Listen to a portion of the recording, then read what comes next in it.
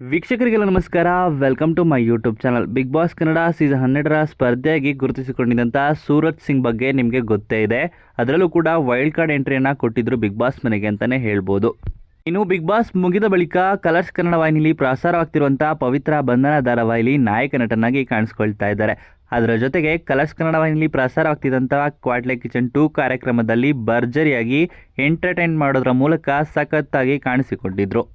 ಇವರನ್ನ cooking star ಅಂತಾನೆ ಹೇಳ್ಬೋದು. ಕ್ವಾಟ್ಲೆ ಕಿಚನ್ ಕಾರ್ಯಕ್ರಮದಲ್ಲಿ ಸಾಕಷ್ಟು ವಿವಿಧ ರೀತಿಯಲ್ಲಿ ಅಡುಗೆಗಳನ್ನ ಮಾಡಿದ್ರು. ಇದೀಗ ಫಿನಾಲೆ ಹಂತವನ್ನ ತಲುಪಿದ್ದು ಸೂರಜ್ ಸಿಂಗ್ ಅವರೇ ವಿನ್ನರ್ ಆಗಿದ್ದಾರೆ. ಹೌದು, ಪವಿತ್ರ ಬಂಧನ ಧಾರಾವಾಹಿಯಲ್ಲಿ ಯಾವ ರೀತಿ ನಾಯಕನಾಗಿ ಗುರುತಿಸಿಕೊಂಡು ಜನರ ಮೆಚ್ಚುಗೆಯನ್ನು ಪಡೆದಿದ್ದಾರೋ ಅದೇ ರೀತಿ ಕ್ವಾಟ್ಲೆ ಕಿಚನ್ 2 ಕಾರ್ಯಕ್ರಮದಲ್ಲಿ ಜನರ ಪ್ರೀತಿಯನ್ನು ಪಡೆದು ವಿನ್ನರ್ ಆಗಿದ್ದಾರೆ ಅಂತಲೇ ಹೇಳ್ಬೋದು.